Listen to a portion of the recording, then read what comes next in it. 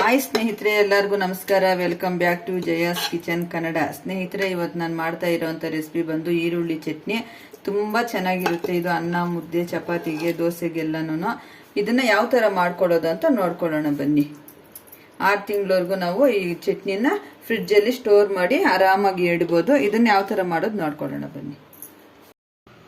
ಈರುಳ್ಳಿ ಚಟ್ನಿ ಮಾಡೋದಕ್ಕೆ ಬೇಕಾಗಿರುವ ಪದಾರ್ಥಗಳು ನೋಡ್ಕೊಳ್ಳೋಣ ಬನ್ನಿ. ನಾನಿಲ್ಲಿ ಒಂದು 5 ಈರುಳ್ಳಿ ತಗೊಂಡಿದ್ದೀನಿ. ಒಂದು ಅರ್ಧ kg ಆಗೋಷ್ಟಿದೆ ಇದು. ಒಂದು ಬೆಳ್ಳುಳ್ಳಿನ ಬಿಡಿಸಿ ಈ ಥರ ಇಟ್ಕೊಂಡಿದ್ದೀನಿ.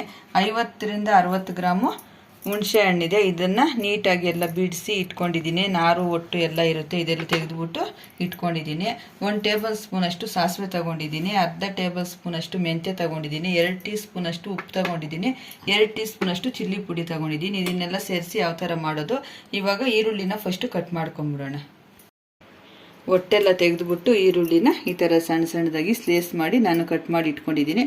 ಇವಾಗ ಮಾಡೋದು ಯಾವ ಥರ ನೋಡ್ಕೊಳ್ಳೋಣ ನೋಡಿ. ನಾನು ಇವಾಗ ಈರುಳ್ಳಿ ಚಟ್ನಿ ಮಾಡ್ಕೊಳ್ಳೋದಕ್ಕೆ ಇಲ್ಲಿ ಒಂದು ಫ್ಯಾನ್ ಇಟ್ಕೊಂಡಿದ್ದೀನಿ. ಇವಾಗ ಮೊದಲಿಗೆ ಮೆಂತ್ಯ ಹುರ್ಕೊಂಬಿಡೋಣ.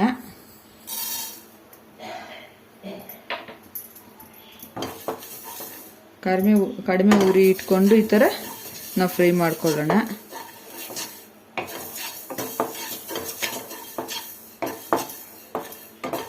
ನೋಡಿ ಈ ಥರ.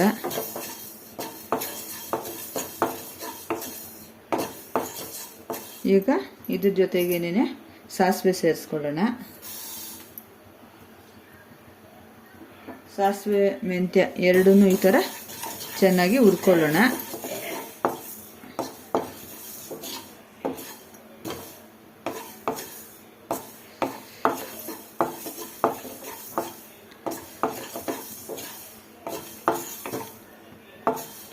ಸಾಸಿವೆ ಸ್ವಲ್ಪ ಸಿಡಿಲಿ.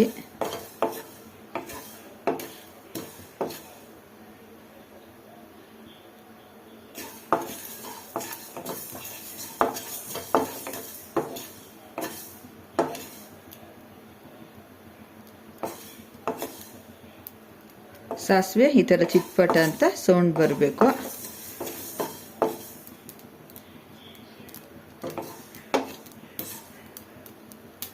ನೋಡಿ ಈ ಥರ ಸೌಂಡ್ ಬರ್ತಾ ಇದೆಯಲ್ವಾ, ಈ ಥರ ಬರಬೇಕು. ಇವಾಗ ಸಾಸಿವೆ ಮೆಂತ್ಯ ಎರಡೂ ಫ್ರೈ ಆಯಿತು. ಒಂದು ಪ್ಲೇಟ್ಗೆ ಟ್ರಾನ್ಸ್ಫರ್ ಮಾಡ್ಕೊಳ್ಳೋಣ. ಇಷ್ಟ ಆದರೆ ಸಾಕು. ಈಗ ನಾವು ಅದೇ ಬಾಣಲಿಗೆ ಆಯಿಲ್ ಸೇರಿಸ್ಕೊಳ್ಳೋಣ. ನೋಡಿ, ಈ ಚಿಕ್ಕ ಸೌಟಲ್ಲಿ ಒಂದು ಸೌಟು ಆಯಿಲ್ ಸೇರಿಸ್ಕೋಬೇಕು.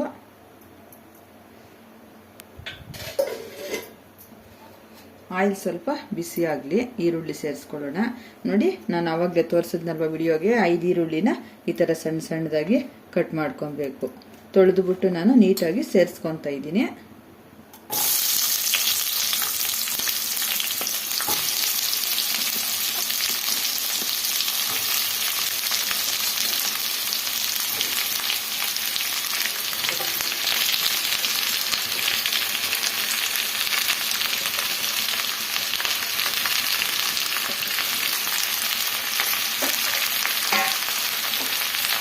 ಚೆನ್ನಾಗಿ ಈ ಥರ ಹುರ್ಕೊಳ್ಳೋಣ ಈರುಳ್ಳಿ ಚೆನ್ನಾಗಿ.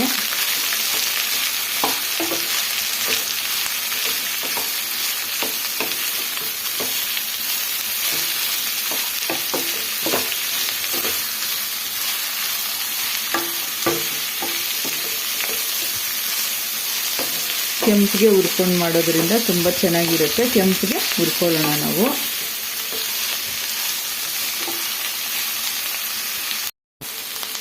ನೋಡಿ, ಈ ಥರ ಇಷ್ಟು ಫ್ರೈ ಆದರೆ ಸಾಕು. ಇವಾಗ ಹುಣಸೆ ಹಣ್ಣು ಸೇರಿಸ್ಕೊಳ್ಳೋಣ.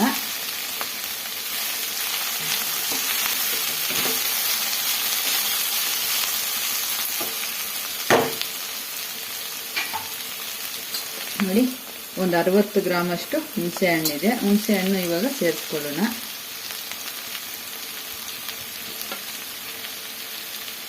ಈ ಥರ ಪುಡಿ ಮಾಡಿ ಸೇರಿಸ್ಕೊಳ್ಳೋಣ.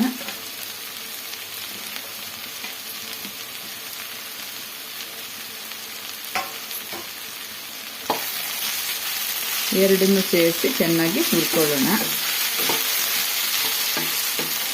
ಹುಣಸೆ ಹಣ್ಣನ್ನು ಈರುಳ್ಳಿ ಜೊತೆ ಚೆನ್ನಾಗಿ ಫ್ರೈ ಮಾಡ್ಕೊಬೇಕು. ಈ ಥರ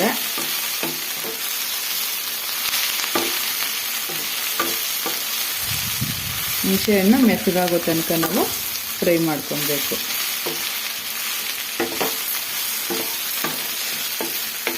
ಆಯಿಲಲ್ಲಿ ಈ ಥರ ಫ್ರೈ ಮಾಡ್ಕೊಂಬಿಡೋದ್ರಿಂದ ತುಂಬ ರುಚಿಯಾಗಿರುತ್ತೆ.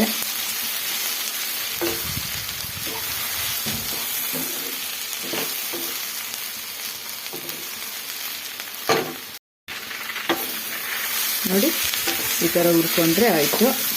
ಇವಾಗ ಕಂಪ್ಲೀಟಾಗಿ ಹುರಿದಿದ್ದು ರೆಡಿ ಆಯಿತು. ಈಗ ನಾವು ಮೆಂತ್ಯ ಸಾಸಿವೆನ ತಣ್ಣಗಾಗಕ್ಕೆ ಬಿಡೋಣ. ಮೆಂತ್ಯ ಸಾಸಿವೆ ಎಲ್ಲ ಹುರಿದಿಟ್ಕೊಂಡಿದ್ವಲ್ಲ, ಇದನ್ನು ಅಷ್ಟರಲ್ಲಿ ಪುಡಿ ಮಾಡ್ಕೊಳ್ಳೋಣ. ನಾವು ಚೆನ್ನಾಗಿ ಈ ಥರ ಫ್ರೈ ಮಾಡಿಕೊಂಡು ತಣ್ಣಗಾಗಕ್ಕೆ ಬಿಟ್ಟಿದ್ವಲ್ಲ, ಇವಾಗ ತಣ್ಣಗಾಗಿದೆ. ಇವಾಗ ಮಿಕ್ಸಿಗೆ ಹಾಕ್ಕೊಳ್ಳೋಣ. ನೋಡಿ ಈ ಥರ ನೀರಿನ ಅಂಶ ಏನೂ ಇರಬಾರ್ದು, ಈ ಥರ ಡ್ರೈ ಆಗಿರಬೇಕು ಮಿಕ್ಸಿ ಜಾರು. ಇದಕ್ಕೆ ಸೇರಿಸ್ಕೊಳ್ಳೋಣ. ಸ್ವಲ್ಪನೂ ತ್ಯಾವ ಇರಬಾರ್ದು ಇದಕ್ಕೆ. ಈ ಥರ ಸೇರಿಸ್ಕೊಳ್ಳೋಣ ಜಾರ್ಗೆ.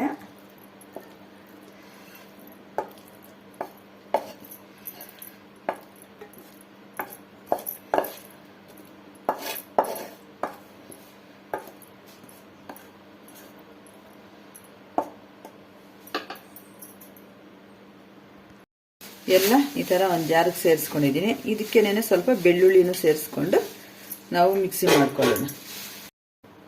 ನೋಡಿ ಈ ಥರ ರುಬ್ಕೊಂಡ್ಬಂದಿದ್ದೀನಿ. ಈಗ ನಾವು ಸೇರಿಸ್ಕೊಳ್ಳೋಣ. ಮೆಣಸಿನ ಪುಡಿ ಸೇರಿಸ್ಕೊಳ್ಳೋಣ. ನೋಡಿ 2 ಸ್ಪೂನು ಸೇರಿಸ್ಕೊಬೇಕು. 2 ಸ್ಪೂನ್ ಕರೆಕ್ಟಾಗಿ ತಗೊಂಡಿದ್ದೀನಿ. 2 ಸ್ಪೂನ್ ಸೇರಿಸ್ಕೊಳ್ಳೋಣ. ಈಗ ರುಚಿಗೆ ತಕ್ಕಷ್ಟು ಉಪ್ಪು. ಈ ಸ್ಪೂನಲ್ಲಿ ನಾನು 2 ಸ್ಪೂನ್ ತಗೊಂಡಿದ್ದೀನಿ. ಈಗ ನಾವು ಸಾಸಿವೆ ಮೆಂತ್ಯನ ಪುಡಿ ಮಾಡಿ ಈ ಥರ ಇಟ್ಕೊಂಡಿದ್ದೆ. ನೋಡಿ ಈ ಥರ ಇದರಲ್ಲಿ ಹಾಕಿ ರುಬ್ಕೊಂಡ್ಬಿಟ್ರೆ ಅದು ಪುಡಿ ಆಗಲ್ಲ. ಅದಕ್ಕೆ ಸಪ್ರೇಟಾಗಿ ನೋಡಿ ಈ ಥರ ಪುಡಿ ಮಾಡಿಕೊಂಡು ಸೇರಿಸ್ಕೊಂಡು 1 ನಿಮಿಷ ಫ್ರೈ ಮಾಡ್ಕೊಳ್ಳೋಣ. ಇದು ಗ್ರೈಂಡ್ ಮಾಡ್ಕೊಳ್ಳೋಣ. ನೋಡಿ ಈ ಥರ ಗ್ರೈಂಡ್ ಮಾಡ್ಕೊಂಡು ಬಂದಿದ್ದೀನಿ. ನೋಡಿ ಈ ಥರ ಆದರೆ ಸಾಕು. ಇವಾಗ ಇದಕ್ಕೆ ಒಂದು ಒಳ್ಳೆ ಒಗ್ಗರಣೆ ಮಾಡ್ಕೊಳ್ಳೋಣ. ನೋಡಿ ನಾನಿವಾಗ ಒಂದು ಫ್ಯಾನ್ ಇಟ್ಕೊಂಡಿದ್ದೀನಿ. ಒಗ್ಗರಣೆ ಮಾಡ್ಕೊಳ್ಳೋದಕ್ಕೆ ಆಯಿಲ್ ಸೇರಿಸ್ಕೊಳ್ಳೋಣ. ನೋಡಿ ಈ ಸೌಟಲ್ಲಿ 3 ಸೌಟು ಆಯಿಲ್ ಸೇರಿಸ್ಕೊಬೇಕು. ಇದಕ್ಕೆ ಸ್ವಲ್ಪ ಈ ಚಟ್ನಿಗೆ ಸ್ವಲ್ಪ ಆಯಿಲ್ ಜಾಸ್ತಿ ಇದ್ರೇ ಚೆನ್ನಾಗಿರೋದು. ನಾವು 6 ತಿಂಗಳವರೆಗೂ ಈ ಚಟ್ನಿನ ಸ್ಟೋರ್ ಮಾಡಿ ಇಡ್ಬೋದು. ಆಯಿಲ್ ಸ್ವಲ್ಪ ಬಿಸಿ ಆಗಲಿ. ಇವಾಗ ಆಯಿಲ್ ಕಾದಿದೆ. ಸಾಸಿವೆ ಸೇರಿಸ್ಕೊಳ್ಳೋಣ. ನೋಡಿ 1 ಸ್ಪೂನ್ ಅಷ್ಟು ಸಾಸಿವೆ ಸೇರಿಸ್ಕೊಬೇಕು. ಸಾಸಿವೆ ಸ್ವಲ್ಪ ಸಿಡಿಲಿ.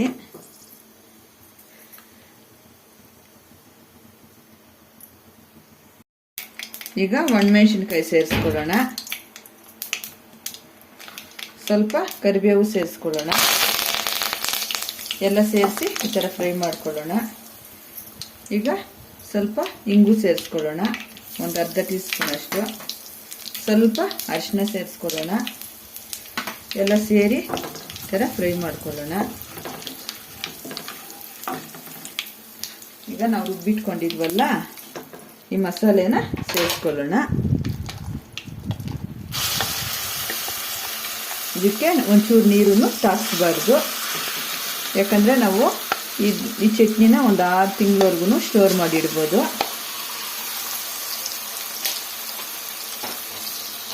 ಆಯಿಲಲ್ಲೇನೆ ಈ ಥರ ಚೆನ್ನಾಗಿ ಫ್ರೈ ಮಾಡ್ಕೊಂಡ್ಬಿಡೋಣ.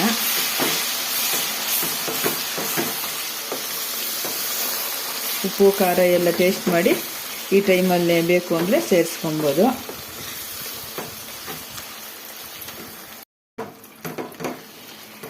ಈ ಥರ ಚೆನ್ನಾಗಿ ಒಂಚೂರು ಇದಕ್ಕೆ ತೇವಾಂಶ ಇರಬಾರ್ದು. ಈ ಥರ ಚೆನ್ನಾಗಿ ಫ್ರೈ ಮಾಡ್ಕೊಳ್ಳೋಣ. ಆಯಿಲಲ್ಲೇ ಸ್ವಲ್ಪ ಒಂದು 10 ನಿಮಿಷದವರೆಗೂ ನಾವು ಫ್ರೈ ಮಾಡ್ಕೊಬೇಕು ಈ ಚಟ್ನಿನ.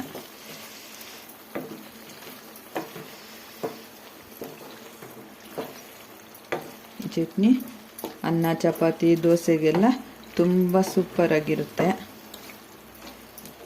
ನೀವು ಈ ಚಟ್ನಿ ನಿಮ್ಮ ಮನೆಯಲ್ಲಿ ಒಂದ್ಸತಿ ಟ್ರೈ ಮಾಡಿ ಯಾವ ಥರ ಬಂತು ಅಂತ ಕಮೆಂಟ್ ಮಾಡಿ.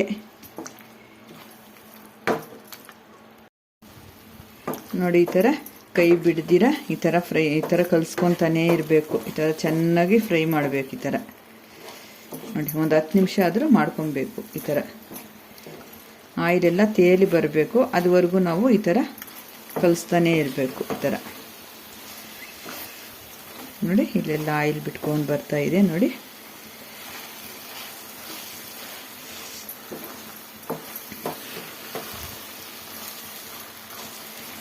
ಮನೆಯಲ್ಲಿ ಏನನ್ನ ಅಕಸ್ಮಾತ್ ಸಾರು ಏನನ್ನ ಇಲ್ಲ ಅಂದಾಗ ಈ ಥರ ಗೊಜ್ಜು ಹಾಕ್ಕೊಂಡು ಚಟ್ನಿ ಅಥವಾ ಗೊಜ್ಜು ಎರಡು ಅಂತಾರೆ. ಇದನ್ನು ನಾವು ಈರುಳ್ಳಿ ಚಟ್ನಿ ಅಂತೀವಿ. ಈ ಥರ ಮಾಡಿ ಇಟ್ಕೊಂಡ್ಬಿಟ್ರೆ ಫ್ರಿಡ್ಜಲ್ಲಿ 6 ತಿಂಗಳವರೆಗೂ ನಾವು ಸ್ಟೋರ್ ಮಾಡಿ ಇಡ್ಬೋದು. ಆಚೆ ಕಡೆ ಇಡ್ತೀವಿ ಅಂದರೆ 1 ತಿಂಗಳು 2 ತಿಂಗಳು ಇಡ್ಬೋದು. ಇದನ್ನು ನೀರು ಸೇರಿಸ್ದಿರ ನಾವು ಮಾಡಿರ್ತೀವಲ್ವ, ಅದಕ್ಕೆ ಇದು ಸೂಪರಾಗಿ ಚೆನ್ನಾಗಿರುತ್ತೆ ನೋಡಿ. ಈ ಥರ ಕಡಿಮೆ ಉರಿಯಲ್ಲಿ ಈ ಥರ ಫ್ರೈ ಮಾಡ್ಕೊಳ್ಳೋಣ.